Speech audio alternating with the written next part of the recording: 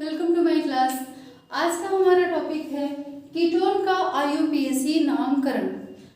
आप आईयूपीएसी से तो भली भांति परिचित होंगे, चाहे आप किसी क्लास के स्टूडेंट हो, चाहे आप किसी एग्जाम की तैयारी कर रहे हो, आपको आईयूपीएसी के बारे में पता होगा। देखिए, आईयूपीएसी का फुल फॉर्म आप बता देती हूँ, international union of pure and applied chemistry. इसकी स्थापना कब हुई थी? 1919 में। ज़्यादा इसमें डिटेल में जाने की जरूरत नहीं है। अब देखिए, इसका जैसे कीटोन का आईयूपीएसी नाम है, ठीक है, तो कीटोन का आईयूपीएसी नामकरण करते समय किन चीजों का ध्यान रखना है, ये सबसे पहले जान लीजिए। देखिए, सबसे पहली शर्त आईयूपीएसी नाम की क्या है कि अगर हमें किसी भी क्रियात्मक समूह का आईयूपीएसी नामकरण करना है तो उस क्रियात्मक समूह युक्त सबसे लंबी चेन का चुनाव करते हैं, ठीक है। जैसे यहाँ पे दिया हुआ है CH3 CO CH3, तो हम यहाँ पे जो क्रियात्मक समूह है वो क्या हो गया? CO, क्योंकि देखिए यहाँ पे कीटोन का सूत्र क्या होता है? C+O। यहाँ पे आपको क्या लग जाएगा? R। यहाँ पे क्या लग जाएगा? R। मतलब एल्केन समूह युक्त ये क्या हो गया? कार्बोनिल यौगिक, ठीक है। अब इसका आईयूपीएसी नामकरण करेंगे तो एल्केन, जो आपका एल्केन है, एल्केन का जो E है, E को हटाकर हम यहाँ पे क्या जोड़ देते हैं? ऑन, ठीक है। क्या जोड़ देंगे? ऑन, ठीक है।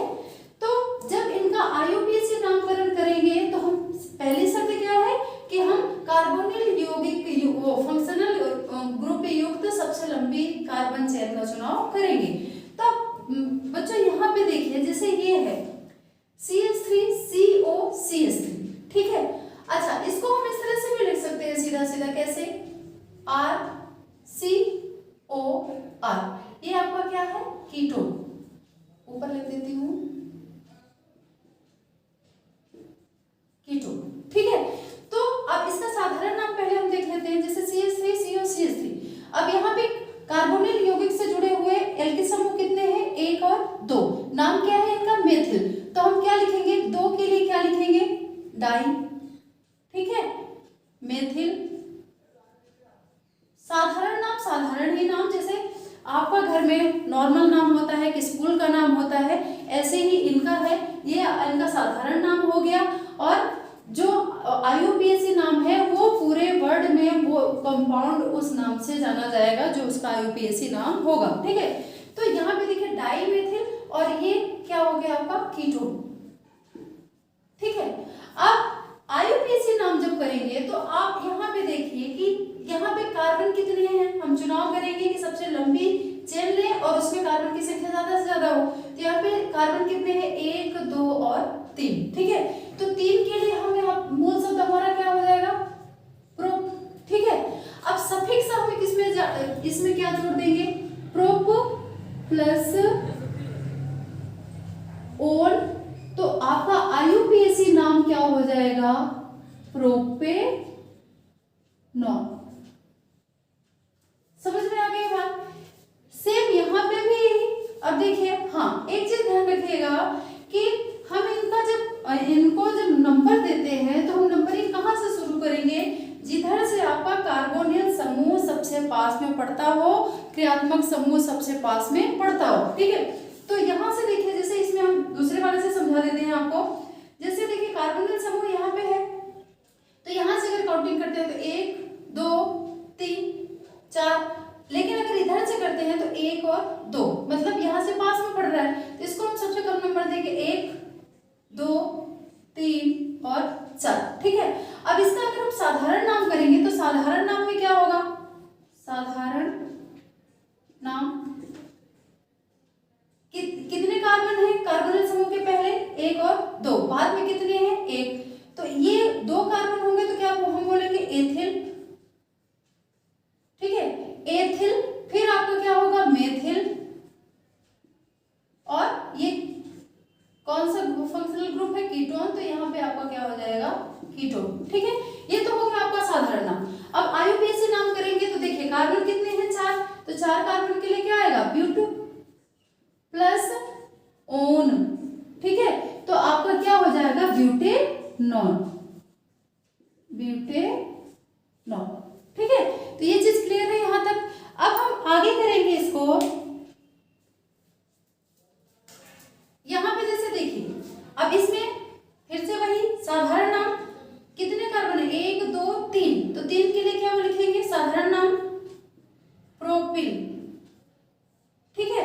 प्रोपिल, फिर आपको क्या है मेथिल, और बीच में क्या है CO, तो यहाँ पे आपका क्या हो जाएगा कीटोन।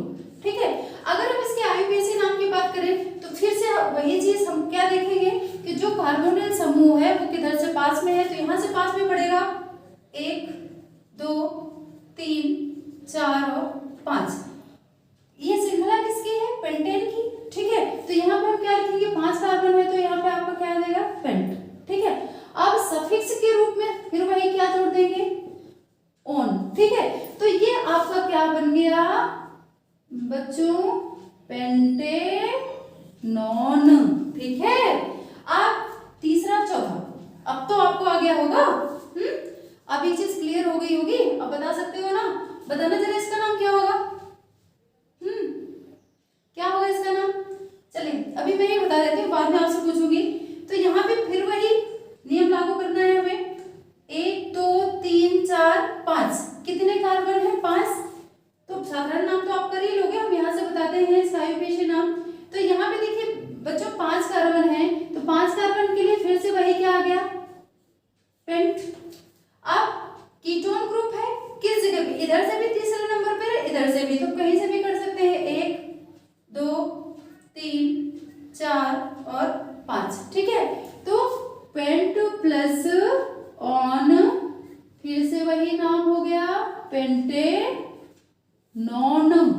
ठीक है, नॉन नहीं लिखना, वो नमक वाला नॉन नहीं, कहीं कहीं नमक को नॉन भी बोलते हैं, वो वाला नहीं है, ये कीटोन का नॉन है। ठीक है, अब पांचवा देखिए यहाँ पे अगर मान लो IUPAC नाम कीटोन का इस तरह से ये लिखा हुआ है, तब कैसे करोगे, देखो घबराना नहीं है, ये वही है कीटोन, हमने डबल बॉन्ड लगा के ऊपर लिख दिया है, आप यहाँ पे भी लिख सकते हो, कोई दिक्कत नहीं है। ठीक है, बड़ी क्लास में 12th में 11th में अक्सर इस तरह से पूछा जाता है, तो इसमें घबराना नहीं है कि अरे यहाँ CO तो मैंने बीच में देखा था, ये 2 डंडा लगा के ऊपर कैसे पहुंच गया। ठीक है, तो ये कीटोन ही है। ठीक है, तो अब यहाँ पे कार्बोनिल एक तो सबसे लंबी श्रृंखला 1 2 3 4 और 5। ठीक है, तो यहाँ से सबसे पास में किधर से पड़ रहा है 1 2 3, 1 2 3 किधर से भी कर सकते हैं, तो हमने यहाँ से कर लिया 1 2 3 4 और 5। ठीक है, अब यहाँ पे बच्चों हमें ये देखना है कि इसके जो कीटोन ग्रुप है इसके साथ साथ आपका मेथिल समूह भी जुड़ा हुआ है, तो किस जगह अगर यहाँ पे कोई एथिल मेथिल ग्रुप जुड़ा होता है तो हम सबसे पहले उसका नाम लिख लेते हैं। तो यहाँ पे जैसे बच्चों देखो दूसरी जगह पे क्या जुड़ा हुआ है मेथिल, तो हम यहाँ पे क्या लिखेंगे 2 मेथिल। ठीक है, फिर तीसरी जगह पे क्या जुड़ा है कीटोन। पूरी श्रृंखला किसकी है जिसमें ये कीटोन समूह है, किसकी है पेंटेन की, तो 2 मेथिल क्या हो जाएगा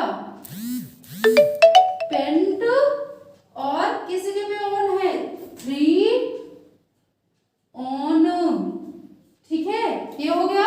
या फिर इसको हम बच्चों ऐसे भी कर सकते हैं, दूसरा तरीका 2, आप ऐसे भी कर सकते हो, बिल्कुल सही जाएगा, आप समझदार बच्चे हो, सब कुछ कर लोगे। 2 मेथिल और यहाँ पे क्या लिखेंगे 3 पेंटेनॉन। ठीक है, ये चीज क्लियर हो गई। देखिए कितना आसान है, आप लोग ऐसे ही डरते हो IUPAC नाम कैसे करेंगे, एग्जाम में आ जाएगा, तो सबसे आसान यही तो है केमिस्ट्री में, और ये 4 से 5 नंबर का हमेशा पूछा जाता है, तो सबसे आसान है, तो फिर इसमें डरना तो है नहीं, आसानी से कर लोगे आप, बस डरो नहीं तो सब कुछ आसानी से हो जाएगा। आप डर जाते हो ना, इसलिए चीजें आती नहीं है, घबरा जाते हो एग्जाम में। ठीक है, अगर थोड़ा सा ना ध्यान से आप इसको समझो, क्योंकि ध्यान तो लगता नहीं है, आधा ध्यान तो बातों में जाता है। ठीक है, तो अगर ध्यान से इसके कॉन्सेप्ट को समझ लोगे ना तो चीजें क्लियर हो जाएंगी, बार बार आपको परेशान नहीं होना पड़ेगा।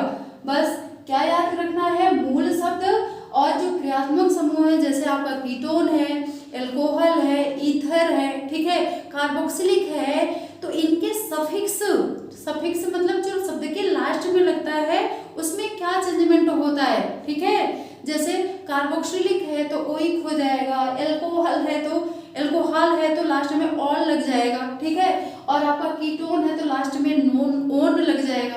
ठीक है, एल्डिहाइड है तो लास्ट में अल लग जाएगा सफिक्स में।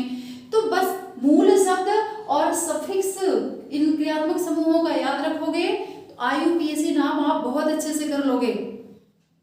ये मैं भी बोल रही हूँ और कुछ दिन में आप भी बोलने लगोगे अगर ये चीजें आपकी क्लियर हो जाती हैं तो।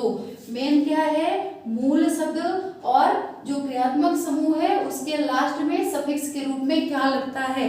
देखिए साधारण नाम है तो साधारण नाम ज्यादा एग्जाम में नहीं पूछा जाता, कभी एक आध बार पूछ दे तो पूछ दे, नहीं तो मैक्सिमम क्या पूछा जाता है IUPAC नाम। फिर भी आपको साधारण नाम पता होगा। साधारण नाम तो देखिए नॉर्मल सा है, जैसे कि सबका घर में चिंकी पिंकी मिंकी ये होता है और एक स्कूल का नाम होता है, तो ऐसे ही ये जो है ना आपके IUPAC नाम, इनका साधारण नाम तो ये चिंकी पिंकी ही है और लास्ट का नाम नहीं, जो स्कूल का नाम है इनका जो IUPAC नाम है वो थोड़ा स्टैंडर्ड टाइप का रहता है। ठीक है, तो ये चीजें आप याद रख सकते हो आसानी से अगर आप इन चीजों को ध्यान से समझो। ठीक है, आज के लिए इतना ही।